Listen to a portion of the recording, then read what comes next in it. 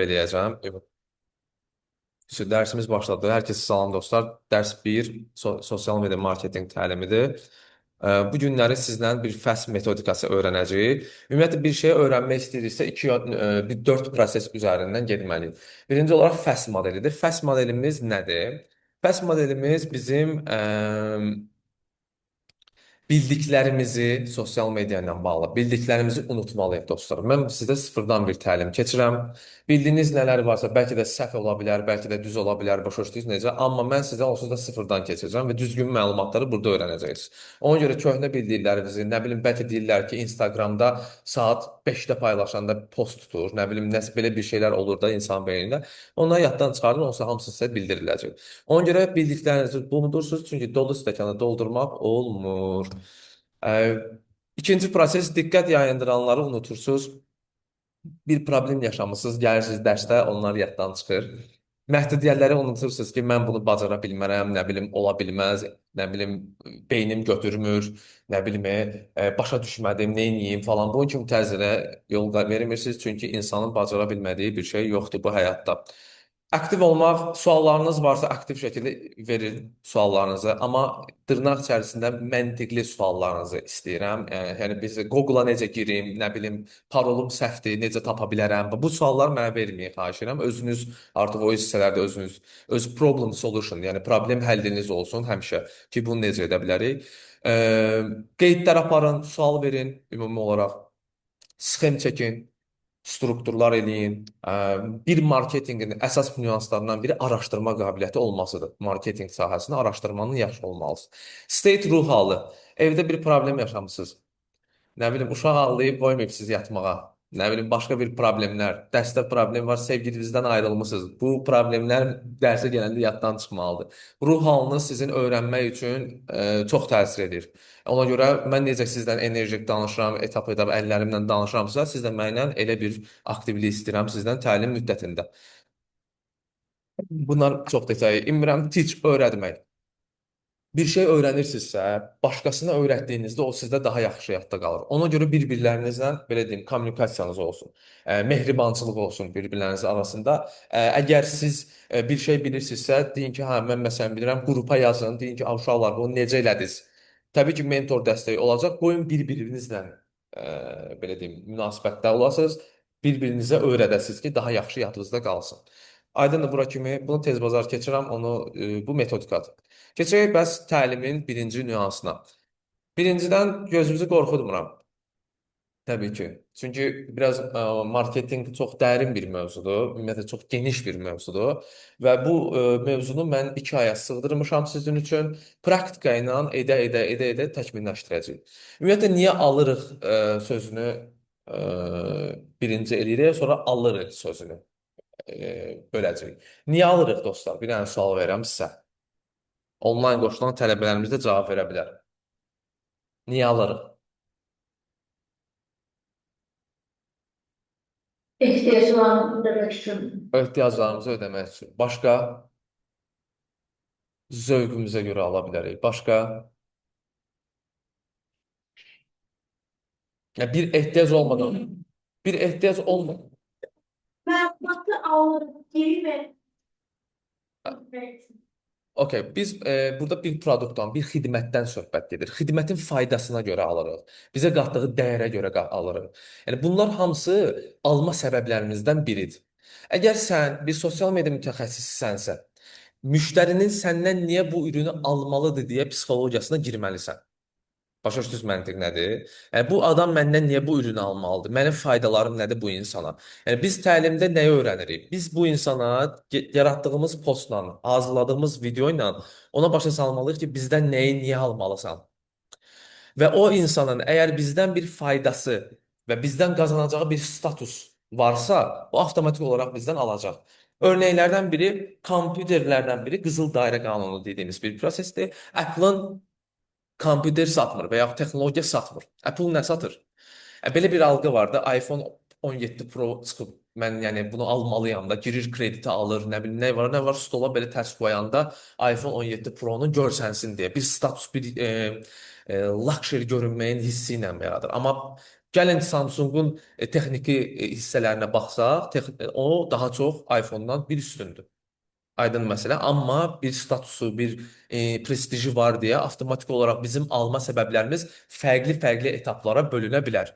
Ona görə hər bir insanın, hər bir müştərinin dilinə uyğun biz kontent yaradacağıq.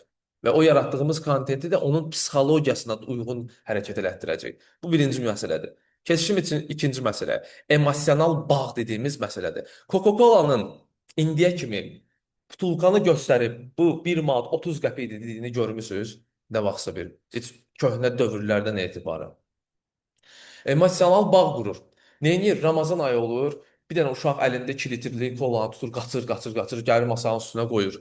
Neynir bu adam? Götürür ki, Ramazan ayınızda sizə xoşbəxtçilik qatdıq. Nə bilim, emosional bağ qurur ki, adam da düzdür, dadı dadlıdır.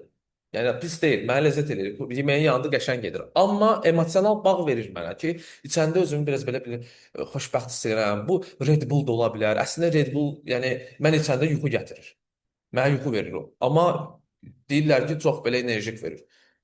Məsələ başa düşdünüz nədir? Yəni ürünün sənə bağladığı bir emosiyadır. Biz nə edirik? Aslında çox sadə bir şəkildə. Görmüsünüz də, influencerları izləyirik. Nə edir influencerlar? Gəlirlər, bir şey düzəldirlər. Yəni günlük həyatlarını paylaşırlar.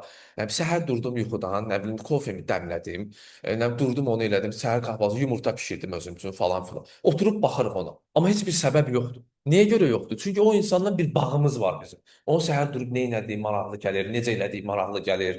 Bunlar hamısı emosional bağdır. Bu influencer tərəfindən də ola bilər, bir ürün tərəfindən də ola bilər, bir də brend tərəfindən ola bilər. Brend yeni açılan brendlər var. Məsələn, təzə-təzə çoxdan var əslində, amma biz Azərbaycanda tez-tez görürəm biz Türkiyədə olanı çox eləyirdik.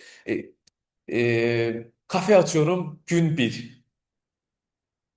Nə bilim gəlir biri orada nə bilim, nəyisə kəsir, nəyisə doğrayır. İnsanlar onun o prosesinə baxır və o həqiqətən də sonda gözəl bir iş görəcəyinin əminliyini verirəm sizə. Bir marketoloq kimi düşünün. Çünki bir insanla bağ yaradır. Birinci gün nə edib görəsən, ayda görsən, ikinci gün nə edilər. Gəldi, kafe açılış edirik. O hamı qoşuldu kafe açılışına görə necə olub içərisi maraq oyatdı və nə etdi? Avtomatik olaraq o insanın biznesi partladı. Influencer gərəyi var ona? Yox, özü influencer olub. Başa düşdünüz necə? Bunun kimi detallar var dostlar. Məntiqsəl fikirləşdiyimiz nüanslar var. Gəlin bir dənə ümumi tarixçəyə keçək. Bu rəqəmsal doğuş dediyimiz bir məsələdir. 1994-cü ildə təməlimiz, yəni rəqəmsal marketinqin ilk saytı çıxıb, Hotwire dediyimiz hotwire.com-dur. Gəlin bir dənə baxaq. Bu saytımız ümumiyyətlə vid fasonu necədir? Hotwire.com. Fikir verəcəksiniz ki, görün normalda bu saytları necə olur belə texniki, belə daha futuristik, daha belə fərqli. Bu amma köhnə dövrdən gəlir. Fikir verirsiniz, yazılar, zadlar o vaxtın kompüter şriftləri, zadlar yazısı olurdu. Bunlar məlumat toplayacaq ilk saytdır. Yəni ilk 1994-cü sayt ortaya çıxıb, 98-də isə Google artıq özünü tanıtmağa başlayıb və bizi tarixçəmizi bilməliyik. Bu saytdır. Bu saytın içərisində %44, yəni dünyanın 44% bu sayta klikləyib. Və saytda error verib falan bunun kimi şeylər başına gəlir təbii ki. Bu rəqəmsalın doğuşudur. Bir də var axtarış gücü. Sosial mediaya Google daxil deyil. Google bir axtarış platformasıdır. Amazon bir axtarış platformasıdır. Google biz nə axtarırıq? Telefon yazırıq Google-a, telefon üçün kontakt çıxardır. Gəlirəm məsələn bura gəlirəm belə Google-un özüdür, yazıram telefon. Okay. Telefon yazdım, avtomatik olaraq mənə nə çıxdı? Kontaktın çıxdı, smartfonlar çıxdı falan. Burada mənim üçün avtomatik olaraq çıxdı. Planşet yazın bura, planşet. Planşet yazıram. Burada da eyni planşetlərimiz çıxır. Görürsüz, bax, kontaktdır, irşaddır, bir marketdir. Bunları biz növbəti slaydlarda görəcəyik. Bu SEO xidməti var, SEO xidməti var. Bunlar rəqəmsal marketinqə aiddir. Sadəcə bilməyiniz kifayət edir. Aşağı düşürəm standların döyüşü, ənənəvi marketinq, yəni TV və rəqəmsal marketinqin arasındakı fərq. Dövrümüz artıq 2026-cı ildəyik. Və 2026-cı ildə rəqəmsal marketinqə daha çox büdcələr ayrılır. Çünki rəqəmsal marketinq bildiyimiz telefon əlimizin altındadır, televizor əlimizin altındadır və biz normalda evə gedib televizora baxmırıq. Açırıq, girib oradan baxırıq. Ona görə TV reklamları artıq düşüb. Və biz bilməliyik ki, Zaurun verilişi nə idi bizim üçün? Ənənəvi marketinq idi. Demişdim sizə. Növbəti dərslərimizdə onu görəcəyik. Məzmun kralı. Bunu Red Bull olaraq görürəm. Məzmun yaratmaq, dostlar, bir sənətdir. Necə Nüsrət əli ilə belə eləyəndə duz tökürdüsə, necə, nə bilim, Yavər usta əlini belə eləyirdisə, o sözləri falan filan var. İnsanların ağlında Yavər usta olaraq qalıbsa, bunlar hamısı bir kontentdir. Biz insanlara çatmaq üçün bir kontent yaradırıq. Və bu kontentimiz mütləq şəkildə diqqət çəkici olmalıdır. Huklarımız olur, sözlərimiz olur, ekrana tıklayırıq belə ki, kamerasına belə eləyirik. Bunlardan xəbərim var. Gəldi, nədən xəbərim var? Tutduğu şey mövcud. Bax belə şeylər önəmlidir. Red Bullumuz nə edir? Məzmun yaradır. Red Bullun heç vaxt dediyim kimi Coca-Cola kimi bir şeyini görmüsünüz ki, bu 3 manat 30 qəpik idi falan. Belə şey görməmisiniz. Red Bull nə edir? NASA-dan atlanır göydən aşağı. Adrenalinli maşınlarla aparır, bir məzmun yaradır. Və insanlar da o adrenalinli maşınlara baxanda, o təkərli maşınlar var ha. Onlara baxanda bir kontentin bir içəriyin içərisində olduğunu bilirlər. Və insanlara enerji qatdığını, bir adrenalin qatdığına inanırlar. Əslində məncə heç mənə Red Bull enerji qatmır və ya adrenalin qatmır. Anlıq marketinqimiz var. Anlıq marketinq, örnek edirəm, biz nə edirik? Rəsulzadənin ölüm günü olanda, Heydər Əliyevin ölüm günü olanda anlıq bir marketinqdən istifadə edirik. Nə edirik? Rəsulzadənin bir şəklini paylaşırıq və ya onun bir səsindən paylaşırıq. Avtomatik olaraq baxış yığmağa başlayır.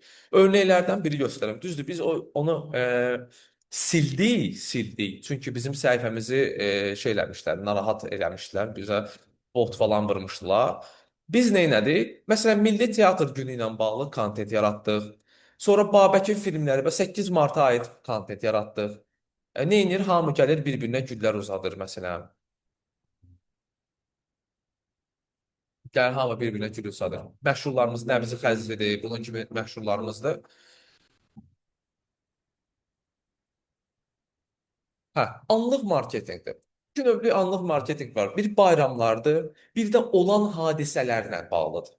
Örnek edirəm, İranda bir hadisə baş verib, düzdür, İran bu dəqiqə münaqişə halındadır. Mən şey paylaşacağam və o an İranda, indi bu özümdən misal göstərim, mən bir kontent yaradıcısıyam, necə bir düşünməliyəm. İranda müharibə baş verib, mən o müharibəni girirəm, baxıram, orada Xomeyni ölüb. Mən oturdum fikirləşdim. İndi mən düzü paylaşmamışam, paylaşılacaq, sırayla gedir. Xomeyni ilə biz podkast eləmişik. Okay? Mən nə etdim?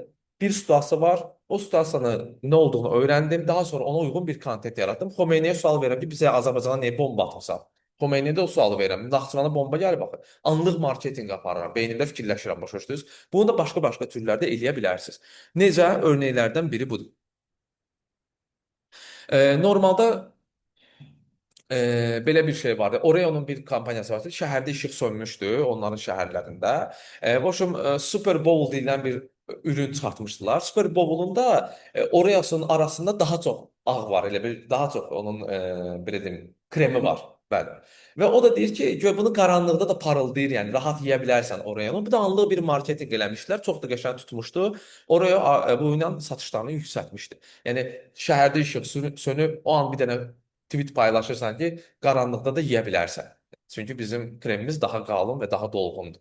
Bunun kimi anlıq marketinqlər var.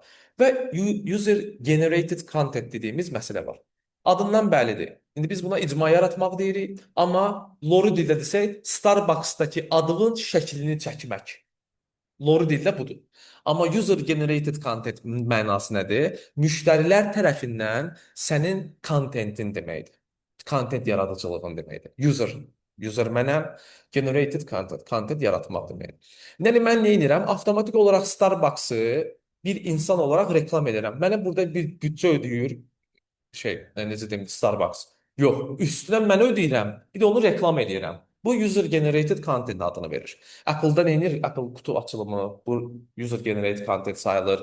Nə bilim, kofemin şəklini çəkmək və yaxud bir yerə gedirsən, gedir onun şəklini çəkirsən. Bunlar hamısı user generated content olaraq keçir. Influencerların ən çox istifadə etdiyi belə deyim, kontentlərdən biridir. Təcrübə satmaq. İnsanlar belə deyim, bir nəyinsə ona verəcəyi faydanı görməlidirlər. İnsanlara təcrübə satacaq dostlar. Məsələn, sən bu sosial media mütəxəssisi qoşulsan bu dərslərə nə edəcəksən? Sosial media dərslərinə qoşulsan, sən burada kontent yaratmağı öyrənəcəksən, təcrübə verirəm sənə. Mobiloqrafiya təlimi öyrənəcəksən, süni intellektlə yaradıcılığı öyrənəcəksən. Nə edəcəm? Just do it. Nike-ın reklamı kimi. Nəyisə sənə öyrədirəm. Bunu sənə vəd edirəm. Bunlar hamısı təcrübə satmaq üzərindən gedir. İnsanlara təcrübə satmaq. Bu kontentin növləri dostlar. Psixologiya dark mode dediyimiz məsələdir. Sosial sübut. Mənim açıqlaması. Sosial sübut nədir? Ya siz hansısa bir kafenin o Voltda görürsünüz ha, 4.5 ulduzu var və yaxud 5 ulduzu var. Sizdə nə algı yaradır? İnam yaradır da. Sübut edirsən ki, mənim restoranım yaxşıdır. Və yaxud mən nə edirəm? Tələbələrimlə şəkil paylaşıram və ya tələbələrimin göstərirəm ki, baxın mənim tələbələrim də işə düzəliblər. Sizdə nə yaranır? Avtomatik olaraq deyirsiniz ki, İlham müəllim tələbələri işə düzəlir. Güvənsizlik yaranır mənə qarşı göstərəndən sonra. Yox. Ona görə biz etdiyimiz hər bir şeyi sübut olaraq göstərəcəyik kontentlərimizdə. Okay. Qıtlıq marketinqi, insanda qorxu yaratmaq. Son 3 saat içərisində aldın. Nə bilim, kampanyamız var, şey bağlanır. Nədir? Mağazamız bağlanır. Baxırsan ki, 2 ay sonra yerindədir. Amma insanlar nə yaradır? Qorxu yaradır ki, ay Allah, bağlanır, 50% endirim. Amma marketinqdə endirim deyilən bir şey yoxdur. Yəni bu nəzərinizdə olsun. Yəni endirim deyilən bir şey yoxdur. Yəni sən 100 manatlıq bir ürün var, düzdür? Bu 100 manatın üstə 100 manat qoyub onsuz da o qoyduğuna 20% sənin üçün endirim verir. Yəni sənə qətiyyətlə bunun maya dəyərindən aşağı vermir. Başa düşdünüz? Yəni ona görə endirimə aldanmayın. Yəni gözləyin, elə endirim necə ən ucuz variantını axtarın, o vaxt alın. Onsuz da onlar kar qazanırlar. Ona görə qıtlıq marketinq, FOMO, bu insanlarda qorxu yaradaraq insanları ələ keçirtmək. Temu, atırsan səpətə, stokda qurtarır. Ayda öz ən sevdiyin şeydir də, bəyənmirsən onu. Stokda qurtarır. Görürsən, deyirsən ki, ücreti almalıyam. Yadından çıxdı, almadın. Stokuva endirim verdi sənə. 50% endirim verdi stokuva. Aha, bir dənə də təşviq elədi adamı. Bu dəfə qorxu ilə yox, insanı şirinlikləndirməklə, dopaminlə. Aha, sən 50% endirim verib, nə qəşəng 50% endirimə götürüb alırsan. Alana kimi sən onu təşviq edirsən. Aydın məsələ. Şu aşağı oyunlaşdırmaq. Üstündən bəllidir. Bilməm ingilis dilində eləmişsə, Duolingo var, oyunlaşdırma. Xal verir insanlara, nə bilim sənin dostların arasında yarışdırır. Bunlar hamısı hər bir sahə üçün fərqli-fərqlidir. Sadəcə bu marketinq strukturundan irəli gəlir. Duolingo-da nə edir? Nəsə öyrənirsən, etaplara keçirdir səni, oyunları oynadır. Bunun kimi insanları təşviq edir. Biz də səhifələrimizdə insanları təşviq edəcək kampaniyalar yaradacağıq. Giveaway-lərdir, amma başqa giveaway-lər yox, başqasına qoşulmaq yoxdur. Giveaway-lərdir, kampaniyada. Nə bilim, bu sualı tapsaz sizə, nə bilim, nəsə hədiyyə eləyəcəyik. Nə bilim, bu 10 nəfər arasından sizi seçəcəyik. Bunun kimi oyunlaşdırma eləyəndə insanlar istər-istəməz özünü təşviq edir. Sual verirlər ki, müəllim, mən necə böyüdəcəm səhifəmi? Panel vurummu? Nə bilim, mənə təklif elədilər ki, 200 dənə baxış verəcəyik, nə bilim, 2000 dənə baxış verəcəyik, 2 milyon dənə baxış verəcəyik. Qətiyyətlə elə şey yox. Siz öz məntiqinizi işlətsəz, onsuz da baxış toplayacaqsınız, səhifəyə trafik vuracaqsınız. Təbii ki, indi mən sizdən tikinti şirkəti ilə bağlı bir şey kontent yaratsaz, oturub oyunlaşdırma eləməyinizi istəmirəm. Yəni tikinti ilə nə edəcəm? 3 dənə sement gətir sənə, nə bilim, dəmir verim. Başa düşdünüz? Elə bir şey olmur da. Hər bir sahənin uyğun bir oyunlaşdırma sistemi var. Başa düşdünüz? Yuxunuz gəlsin, yandırım işığı. Gəlir yuxunuz. Yandırım. Hə. Səmimiyyət. Brendin səsi. Gözləriniz aydınlaşdı. Hə. Brendin səsi. Ümumiyyətlə bir brend olaraq qurulduğunuzda mən necə bir adamam? Gülürəm, danışıram, səmimi danışıram sizlə. Mənim brend səsim səmimi bir səsdədir. Mən özüm elə bir xarakterdəyəm. Brendim elə tanıdıram insanlara. Əgər siz ciddi, korporativ bir şirkətsinizsə, mən belə danışdım. Salam, hər vaxtınız xeyir olsun. Bugünkü dərsimiz sosial media marketinq təlimi. Zəhmət olmasa əyləşin, dəstənizi və notlarınızı qoyun qabağınıza. Sizdə nə algı yaratdı? Ciddiyyət bilən gələndə belə özünüzü topladınız ki, müəllimimiz var. Amma mən sizdən gülüb danışıram. Düzdür, indi o səmimiyyət təbii ki, çərçivələri içərisindədir. Bu sizin brendinizin səsindən önəmlidir. Çünki siz brend səsi öyrənəcəksiniz. Mən İlyasın kafesindən danışmıram, amma bu ucuz ekspresdir, nə bilim İlyasın kafesidir, nə bilim bu kolxoz bazarlarındakı olan bir brend səsindən danışmıram. Onların səsi yoxdur. Onlar kolxoz dilində danışırlar. Gəldik bu 20 manat, dostlar, gəlin bu o satır. Onun kitləsi odur. Əgər mən bir spesifik brendə olmaq istəyirəmsə, mənim adım və səs tonum o yöndən getməlidir. Brend dərsimiz olacaq. İkinci dərs bunun detallarını görəcək. Baxın, başqa. Azərbaycanda marketinqə keçək. Bu qədər. Bu bizim brend səslərimizdir. Azərbaycanda oyanış dediyimiz marketinqdir. İki və üç dənə dediyimiz məsələ var. Mən bunu nəyə görə yazmışam? Daha çox Instagramdır və daha çox TikTokdur Azərbaycanda. Facebook ümumiyyətlə işlənmir Azərbaycanda. Bu Azərbaycana aid bir prosesdir. Amma bu demək deyil ki, biz Facebookda reklam qoymayacağıq və yaxud Facebooku bilməməliyik. Facebooku bilməsək ümumiyyətlə reklam qoya bilməyəcəyik dostlar. Nəzərinizdə olsun. Yəni mütləq şəkildə mən birinci dərsdən sizdən tələb eləyəcəm. Facebook səhifəsi yeni profiliniz varsa profiliniz üzərindən, yoxsa təzəsini açacaqsınız. 2. Instagram səhifəniz yoxdursa təzəsini açacaqsınız. 3. TikTok yoxdursa təzəsini açırsınız. 4. LinkedIn açılır. LinkedIn. Yəni siz iş tapmaq istəyirsinizsə, korporativ özünüzü tanıtmaq istəyirsinizsə, LinkedIn mütləq şəkildə olacaq.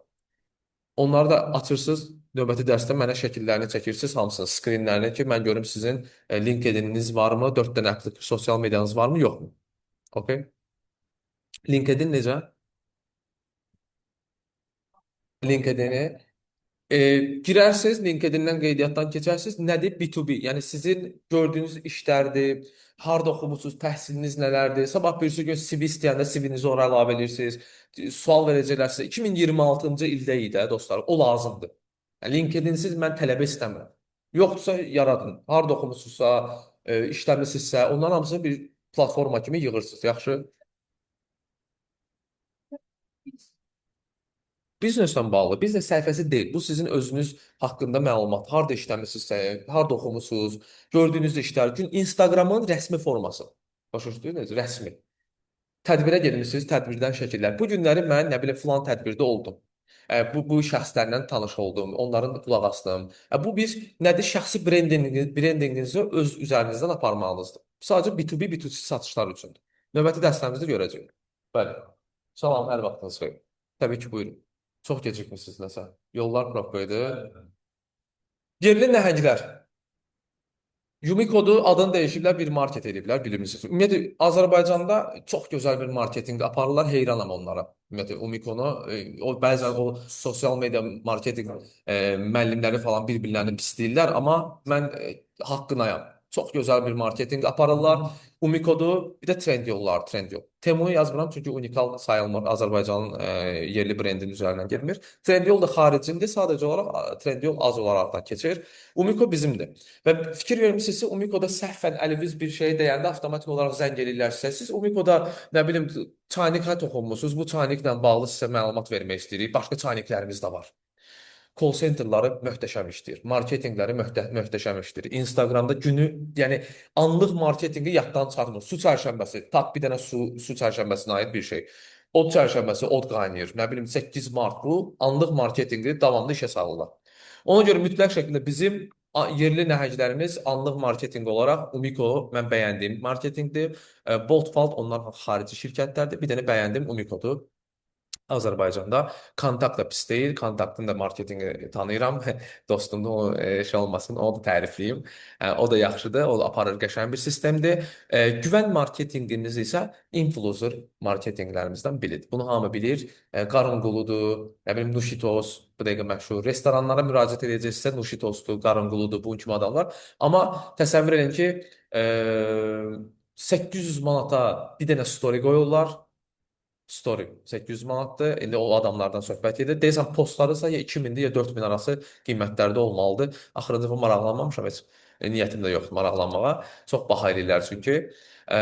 Bu iki növdür. Biri yekə influencerlar, makro dediğimiz influencerlar, bir de mikro influencerlar 5000, 6000 takipçisi olan ama yenə də insanların baxış sayısı çox olan insanlardan söhbət edir.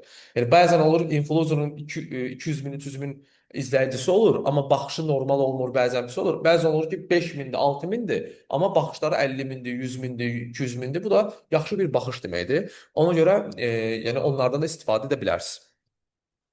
Gəldik süni intellektin sosial media ilə inteqrasiyasına dostlar. Artıq günümüz süni intellektin təməllərindən atılma prosesidir. Yəni sən süni intellekt bilməsən, sosial medianı idarə edə bilməyəcəksən. Eləyənlər sənin qabağına keçəcək. Yəni bu qanundur. Sən süni intellekt bilməsən, qrafik dizaynerlər, yəni qrafik dizayner bilib, amma süni intellekt bilməyən sənin düşəcək arxasına. Sən bilirsənsə keçəcəksən onun qabağına. Yəni hər süni intellekt sənin öcə bildiğində 1-0 həmişə qabağa atacaq. Hər bir sahədə ya bu sadəcə sosial medianın deyil.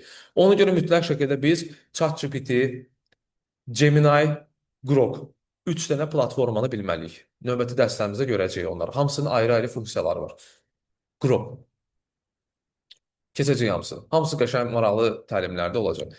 Yəni uyğunlaş ya da yox ol Nokia telefonları kimi dostlar nəzərinizdə olsun. Ya yox olacaqsınız ya da ki marketinqə ayaq uyduracaqsınız. Okay? Bəli. Hansı lazımdır sizə deyəcəm. Bəzilərində ödənişsiz şəkildə istifadə edə bilirsiniz. Ümumiyyətlə ChatGPT ilə Gemini ödənişsiz bir ay işlədə bilirsiniz. Baxın mən nə etmişəm? Mən açıq deyirəm. Hə, bir ay ödənişsiz istifadə edə bilirsiniz. Baxın mən nə etmişəm? Mən bunlar hamısı akkauntlarımdır. Bax, görürsüz? Akkauntlardır. Lazım gələn yerlərə upload edirəm. Lazım gələn yerə olmayanda özüm buradan açıram. Bir dənə Gmail adresi, oradan istifadə edirəm. Başa düşdünüz yəni? Yəni mən də pulumun dəyərini bilirəm. Siz də mütləq şəkildə bilməlisiniz. Lazımdırsa götürüb açacaqsınız Gmail adresi. Bir ay ödənişsiz alacaqsınız. Ondan yəni bir boş kart qoyursunuz. Boş kartdan ödənişsiz götürürsünüz. İstifadə edirsiniz. Bir aydan sonra sağollaşırsınız. Okey, mən burada nə qədər sağollaşdığım hesablarım var. Yəni belə. Sizin növbənizdə artıq bundan sonra siz başlayacaqsınız bu işlərə və siz eləyəcəksiniz bu işləri. Ondan sonra rəqəmsal marketinqə giriş bölümümüzdür. Dərslərimiz 1 saat 30 dəqiqə, 2 saat arası çəkir. Amma mən araşdırmalarıma görə Azərbaycanda 1 saat 30 dəqiqədən sonra beyinlər sönür. Bilmirəm bu Azərbaycandadırmı? Normalda mən Türkiyədə keçdiyim dərslərdə uşaqlar 2 saat dayanırlar dərsə, sualları aktivdir. Mən baxmışam ki 1 saat 30 dəqiqə 28-ci qrupumsuz 27 dənə qrupum 1 saat 30 dəqiqədə yatırdılar. Amma mən elə şey istəmirəm. Keçəcəm mən 2 saatımı da. Ona görə ayaq uydurun mənə. Ya da ki dərsə yatarsınız, dərsdə recordingi olandan sonra dərsə girib baxarsınız. Yaxşı? Ona görə belə. Rəqəmsal marketinqin giriş. Deməli, rəqəmsal marketinqin nə olduğunu bilirikmi? Birinci sualımız odur. Bir-bir etap-etap gedək sizlərlə. Rəqəmsal marketinqin nə olduğunu bilirikmi? Bu adi sualdır. Onlayn platformalar, onlayn olan kompüter, telefon, onlayn olan hər bir şey bizim rəqəmsal marketinqimiz adlandırılır. Rəqəmsal marketinq ümumi geniş bir mövzudur. Sadəcə bizim keçəcəyimiz hissə sosial media marketinq bölümümüzdür. Yəni siz götürüb Google-dan reklam qoymaq istəsəz, bu dərsdə niyə o niyyətlə gəlmisinizsə olmayacaq və yaxud başqa bir şeylər istəyirsinizsə yox. Sosial medianın idarə edilməsi. Okay? Keçdik bölümlərə bir-bir. Rəqəmsal marketinqin nə olduğunu birinci bilək. İnternet və rəqəmsal platforma vasitəsilə brendlərin tanıdılması, satışların artırılması sənətidir. Bu sadəcə reklam deyil, müştəri ilə əlaqə qurmağın ən müasir yollarından biridir. Bu da sizə belə deyim, mədəni tərəfindən açıqlaması. Mən Lori dildə desək, telefon və internet. Üç etapdan keçəcəyik dostlar. Mütləq şəkildə biz təlimlərimizdə mən həmişə demişəm, yeni brendsinizsə və yaxud yeni brend yox, bir şirkətdə bir ürün çıxıbsa, mütləq şəkildə marka bilinirliyi yaratmaq lazımdır. Marka bilinirliyi nədir? Yeni ürün çıxıb, insanlar sadəcə onu görsünlər. Göz haqqı deyilən bir şey var, göz haqqı. Biz Lori dildə desək, marketinqdəki göz haqqıdır bu. İnsanlara tanıdırıq. Bilinirlik kampaniyalarımız. İkinci olaraq satışı artırmaq. Satışların artırılması üçün strategiyalar yaradılacaq. Üçüncü olaraq isə potensial müştəri. Potensial müştərinin adından bəllidir ki, o insan həqiqətən də potensial müştəridir. Yəni, Siz görmüsünüz, universitet təlimlərində falanlar olur. Bir universitet konqreləri olur. Gəlirlər bura. Deyir ki, bu konqreyə qoşulmaq üçün zəhmət olmasa bu formu doldur. Forum doldurmusunuz indiyə kimi. Ad, familiya, nömrə, Gmail adres, indi soruşur hansı cinsdənsiz falan. Bu potensial müştəridir. Əgər həqiqətən də o universitetin tədbirinə gedəcəksənsə, sən onu doldurursan. Ona görə biz onlara potensial müştəri adını veririk. Biz onların datalarını yığmaq üçün başqa unsurlardan istifadə edəcəyik, növbəti dərslərdə görəcəyik. Çünki biz bunları bilməliyik ki, satdığımız xidmətin və yaxud ürünün neçə yaş aralığında olduğunu, həmin o insan üçün nə yaratmaq lazımdır, hansı bölgədə qalırlar, Bakının rayonunda mı qalır, burada mı qalır? Bax, bunun kimi şeyləri mütləq şəkildə bilməliyik. Ona görə potensial müştərimiz bizim hər zaman aktiv olmalıdır. SEO və SEM. Bunlar nələrdir? SEO, bunu sadəcə bilməyiniz kifayətdir dostum. Bu çox dərinə inməyəcəm bunda. Məsələn, kontakt yazmışam. Bunlar nə edir? Sponsored, görürsüz, sponsor reklamlar diləri. Mənə sponsor reklamları öyrədin. Sponsored reklamlar bunlardır. Əgər bir kontakt ödənişsiz şəkildə, yəni pul ödəmədən reklam çıxıb, yəni məsələn baxın kontaktın bu hissəsində ödənişləndir sponsor result dediyimiz məsələ. Nədir? Ödənişli reklamlarımız SEM üzərindən gedir. Yəni SEM nə? SEM ödənişli reklam deməkdir. SEO isə ödənişsiz reklam olaraqdan keçir. Yəni siz SEO-da səhifənizi optimizasiya edirsiniz. Örnək edirəm, telefon yazanda, telefon haqqında, iPhone yazırsınızsa, iPhone haqqında məlumatlar çıxır. Məsələn, batareykası budur, nə bilim falan filan budur. Bu optimizasiya deməkdir. Səhifənizin, veb saytınızın içərisində, veb saytdan söhbət gedir dostlar, yəni şey eləməyin, Instagram, Facebook düşünməyin. Veb saytınızın içərisində məlumat varsa, iPhone-la bağlı, bu SEO xidmətinin axtarış platformasında sizin adınızı yazanda iPhone deyə kontaktın çıxmasını göstərir. Keyframe'lər deyirik, yəni yazılar deyirik.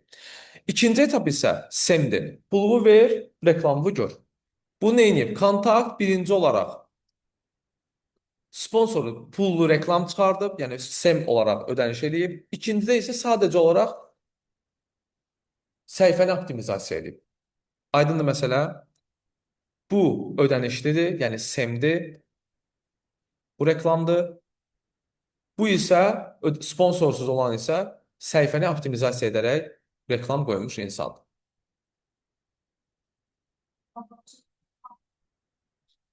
Yox, yox. Bu kontaktı mən bu elə belə yazdım ki, şey göstərim. Normalda telefon yazırsınız məsələn. Telefon qiymətləri. Bax görürsüz telefon yazan kimi kontaktın adı çıxır. Amma reklama pul qoymayıb bu telefon üçün. Hə, kontaktı yazanda kontakt. Kontakt spesifik olaraq onun adına uyğun şəkildə olması üçün sponsorlu reklam qoyub. Ki başqa bir adam onun adını yazanda ki onun adını qoysun ki yazanda ona avtomatik olaraq onun qabağına çıxmasın, başqa müştəri çıxmasın, başqa şirkət çıxmasın. Ona görə bunun adını kontakt olaraq yazıb və ona pul ödəyib ki, kontakt yazanda öz adı çıxsın.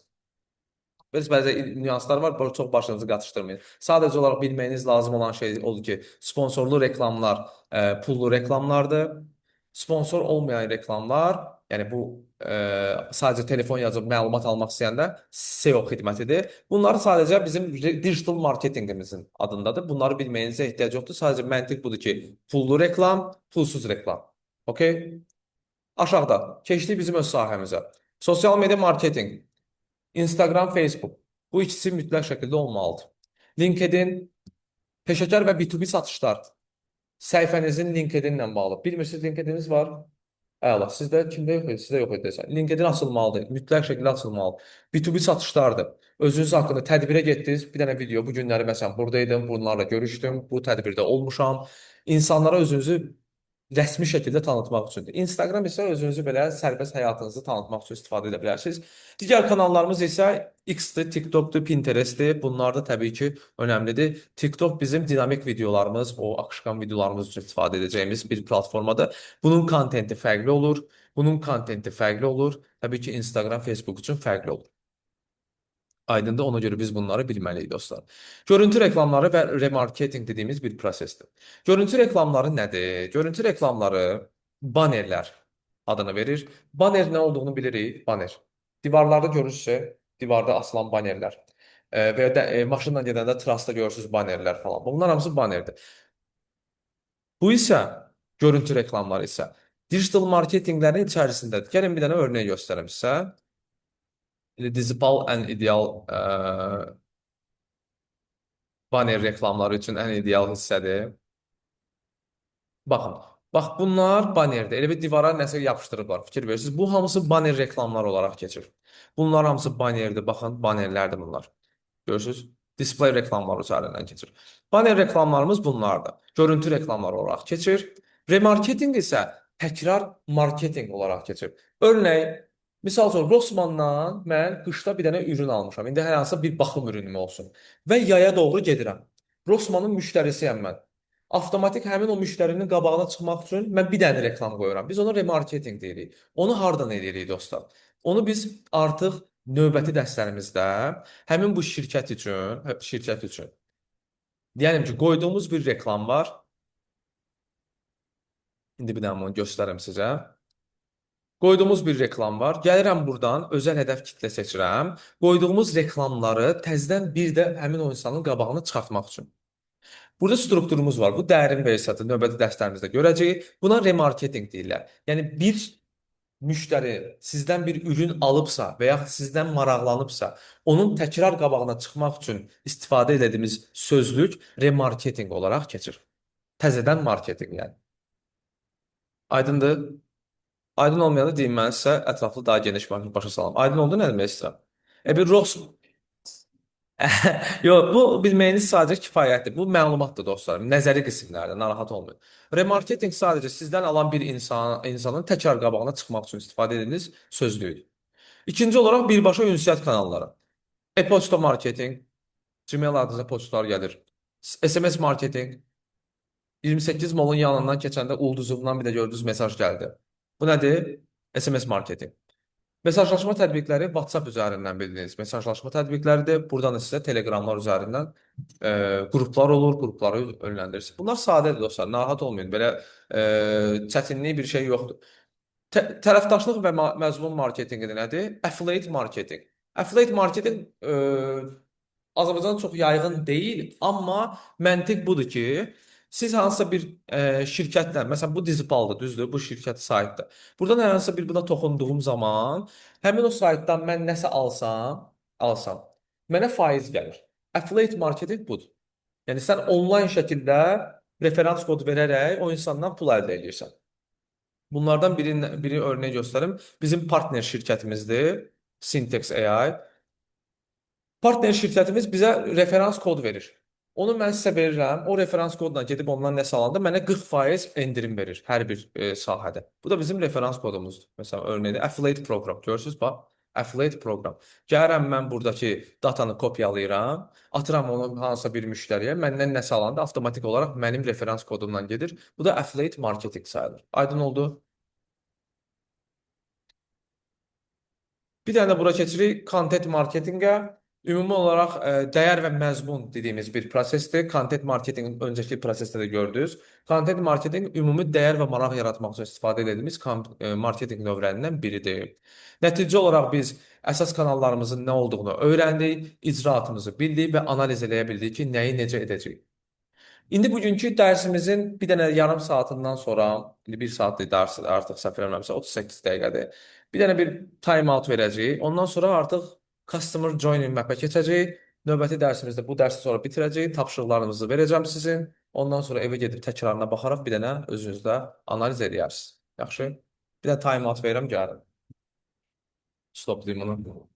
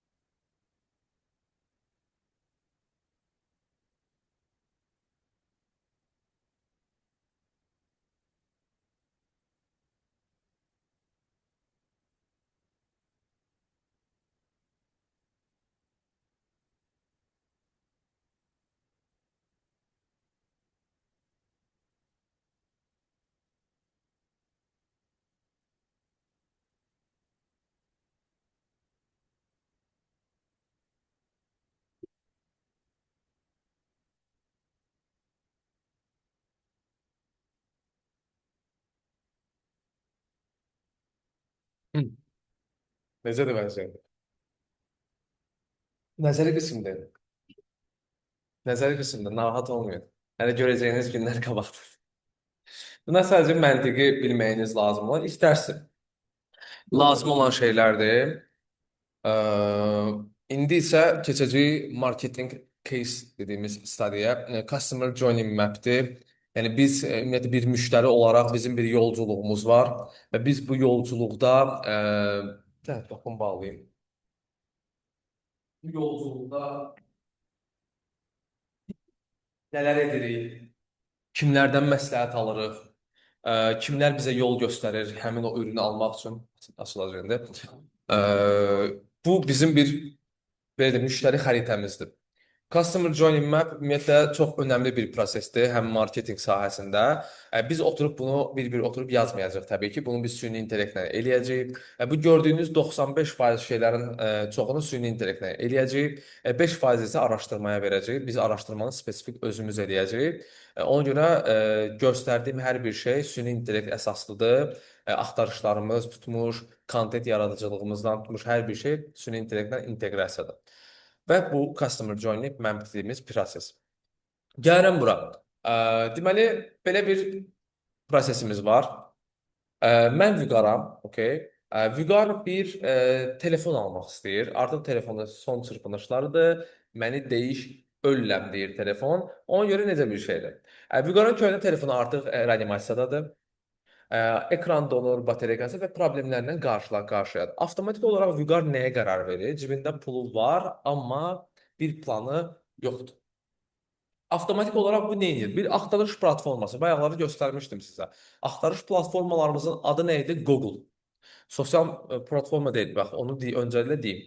Sosial media deyil, axtarış platformasıdır. Amazon və Google.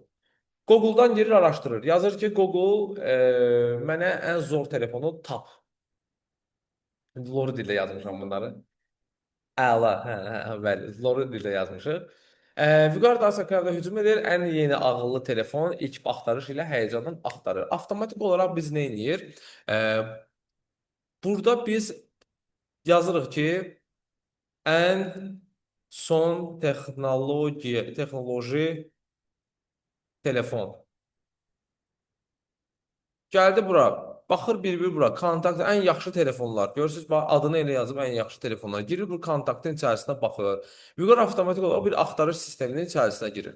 Yəni biz həmişə qərar verəndə axtarıb bir şeyləri qərar veririk.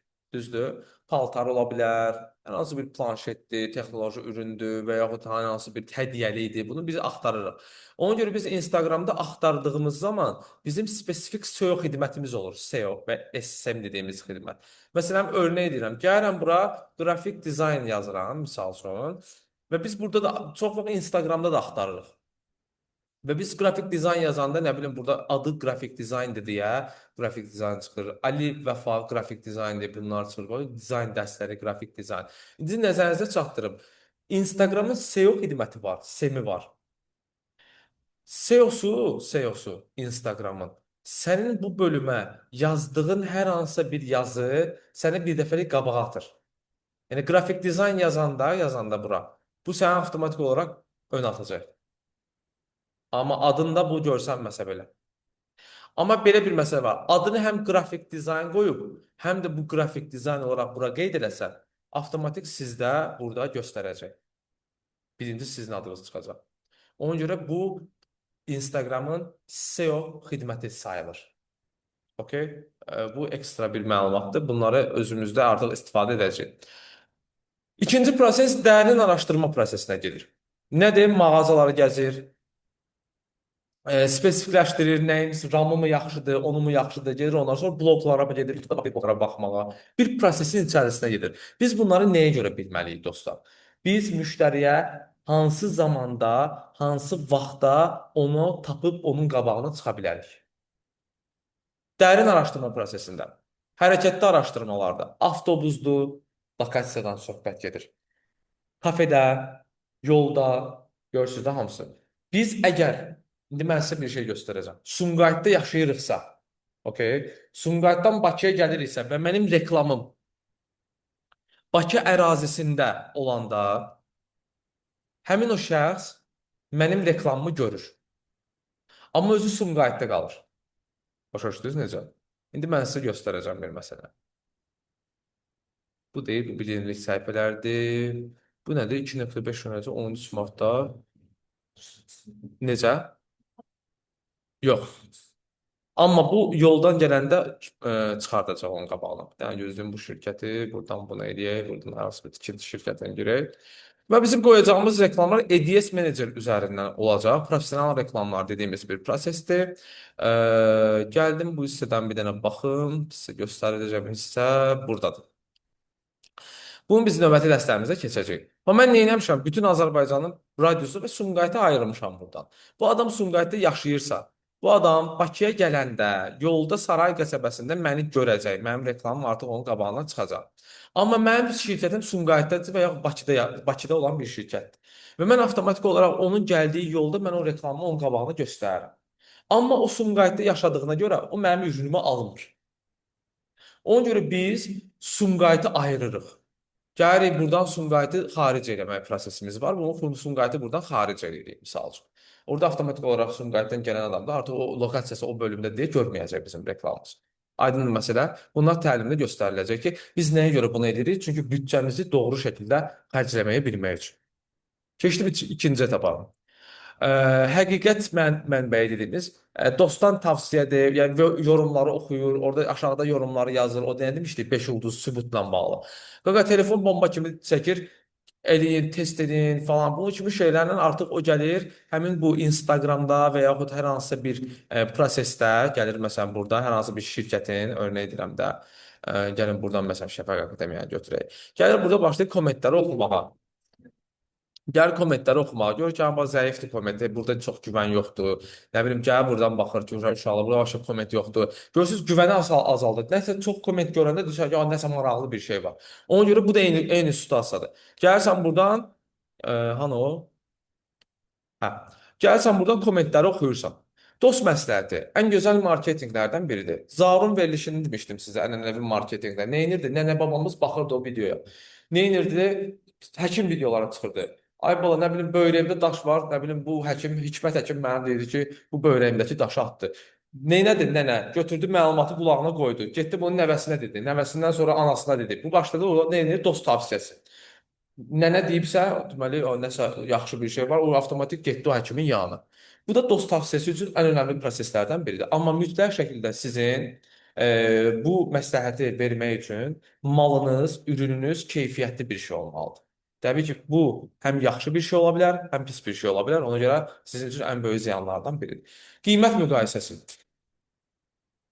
İrşad mı yaxşı verir, kontakt mı yaxşı verir? Kim daha yaxşı kredit verir? Kim daha üstünə qulaqlıq hədiyyə verirmi? Rəsmi zəmanəti varmı? Okay? Biz araşdırdığımız şeylərdir. Müştəriyə həmin bu vaxtda təklif veririk. Okay? Sən bu telefonu alanda üstündə hədiyyə və nə bilim 2 illik zəmanət əldə edəcəksən. Bu müştərinin algısında gəlir ki, hə deməli bu bizdə qiymət müqayisəsində müştərini tuturuq. Hər bir etapda müştərini tutma prosesimiz var. Yaxşı komment, yalandan kommentlər yazdıraraq həmin o proses onsuz reklam üzərindəndir. Daha sonra yaxşı kommentlər yazdıranlar, dost məsləhəti, kimisə tapırsan, video çəkirsən ki, sən Camilə gəl mənim ürünümü şeylə götürüb video çəkir. Dostlar, bir dənə ürün almışam. Bunu reklama qoy. Gördün onun paylaşdığı user generated content-i öz səhifəndə paylaşırsan, ki, kimsə istifadə edib ki, maraqlıdır. Bu taktikalarda başa düşdünüz necə. Daha sonra qiymət müqayisəsində eyni şəkildə təkliflər sunursan. Daha sonra gəlsən tərəddüd versiyasında səbətə. Nədir? Temu atmısan səbətə, təkliflər verirsən. İndi alsaz 20% endirimdən yararlana bilərsiniz. İndi qeydiyyatdan keç, nə bilim, bu qədər faiz götür, dostluğu gətir, bu qədər bir şey əldə elə, köhnə telefonu gətir, bunun kimi şeylər elə. Bu hamısı səbətdə tərəddüddə qalan insanı təşviq eləmək üçün bir actiondır. Bunun kimi şeylər olacaq təlimdə. Və gəlirik Black Friday. Müştəri sizdən almaya bilər o an. Bu normal bir şeydir. Qərarı var, almayıb. Ya bayram günlərini gözləyir. Ya da Black Friday dediyimiz məsələ var. 5-ci gün o noyabr ayında olur Black Friday. Həmin o aylarda 21 gündən sən gözləyəndən sonra başlayır ürününü almağa. O prosesdə həmin o müştərinin bayrama yaxınsan 8 Mart ayıdır. Başa düşdünüz? O alma prosesinin bir həftə əvvəlcədən başlayırıq biz onu beyninə yeritməyə. Başa düşdünüz nə demək istəyirəm? Və o prosesdə müştəri artıq bayram gününə çatmamış və ya bayram günü olanda artıq sizdən ürünü alır. 20 dəfə insan görəndə alma təşviqi olunur. Psixolojik bir sınavdadır. 20 dəfə görməlisən sən o reklamı. Okay? Elə bir şeylər var. Və yaxud tam istəyə uyğun bir reklamsa bir dəfəyə görüb də ala bilir. Və yaxud iki dəfəyə görüb ala bilir. Yəni minimum biz reklamlarımızı insanların qabağına iki dəfə göstərməliyik minimum. Bir dəfə göstərəndə yaddan çıxır. Nəzərinizdə olsun. Yeni başlanğıcda bu artıq alandan sonrakı bir prosesdir. Unboxinglər, ilk toxunuş, nə bilim burada selfie share'lər var. Artıq müştəridən almısınız və Dyson alırlar, Dyson. Gəlir bu gün Dyson aldım kontaktdan, gəlir vurur saçına, orada nə edir? Avtomatik olaraq nə edir? Sıfırdan bir user generated yaradır. User generated content yaradır. Bu da ümumi olaraq bizim customer journey map'imizdir. Yəni müştərini hansı zamanda, hansı prosesdə tutmağı öyrənməliyik. Bu qədər. Bu bizim nəzəri qismlərimizdir. Növbəti dərslərimizdə artıq psixologiyanı keçəcəyik, brend dillərini keçəcəyik. Bu bizim sizdən tələbim nə olacaq? Hələ ki yormuram sizi tapşırıqlarla. Sizdən 4 dənə platforma istəyəcəm. O platformalara screen eləyirsiniz, tapşırıq bölümünə əlavə eləyirsiniz ki, mən bu tapşırıqları eləmişəm, mənim səhifələrim var. Facebook səhifəsi olmayan açsın. Açandan sonra əgər yoxdursa, dostluq göndərməlidir hamıya, nələrsə paylaşmalısınız. Eləməsəz səhifə bloklanacaq. Ona görə nəzərinizdə olsun. Yaxşı, girdiniz bir-bir dostlarınızı falan göndərin, bir şey eləyin, aktiv edin səhifəni. Aydındır bura kimi. Bu nəzəri qismimizdir. Növbəti dərsdə inşallah görüşmək üzrə dostlar. Nəsə suallarınız var bura kimi? Qeydlərinizə bağlı.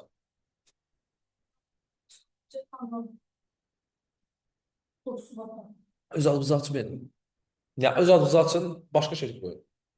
Əsas məsələ səhifəmiz olmalıdır. Yəni Facebook səhifəsi profiliniz var, Facebook profiliniz. Ya Facebook yox, Facebookunuz yoxdur. Qalıb onun, onda tezəsini açmalısınız. Yox, başqa profil də olar. Amma bir dənə məsələ var ki, siz mütləq şəkildə səhifəni aktiv eləməlisiniz. Yəni paylaşımlar eləməlisiniz, dostlarınıza göndərməlisiniz. Eləməsəz bloklanacaq. Sonra deyəcəksiniz ki, mənim bloklandı. Ya da ki, şəxsiyyət vəsiqənizi təsdiqləməlisiniz, nömrədən qeydiyyatdan keçməlisiniz. Bunun kimi şeylər var. Ona görə əgər köhnədirsə Facebookunuz, onu istifadə edin. Təzədirsə biraz əziyyət verəcəksiniz. Necə? Hə, yox, yaxşı problem deyil. Yəni elə qoya bilərsiniz. O sadəcə sizə deyir ki, sizə güvənsin deyədir. Ya 18 yaş olmalıdır, yəni bəli, 18 yaş. Başqa nəsə sualınız var dostlar? Sağ olun, mən təşəkkür edirəm. Bəli, bəli.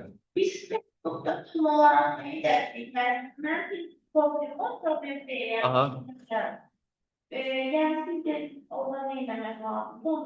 Yox, sadəcə Facebooku açırsınız, Facebookun olub olmadığını screen edirsiniz, göndərirsiniz ki, mənim Facebookum da var, Instagramım da var, TikTokum da var, LinkedInim də var.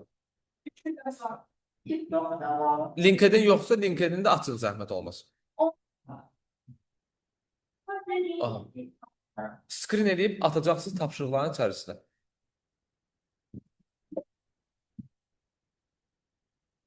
Necə? Olmayacaq. Yox, bayrama düşür. Aha, növbətində. Heç bir şey paylaşmırsınız. Sadəcə olaraq Instagramdan, Facebookda screen edib atırsınız ki, məndə var, mən bilim ki, hamıda var. Nəzərdə odur. Ürəyiniz necə istəyir? Gəlin növbəti dərsə qədər edə bilərsiniz. Belə dostlar, sağ olun.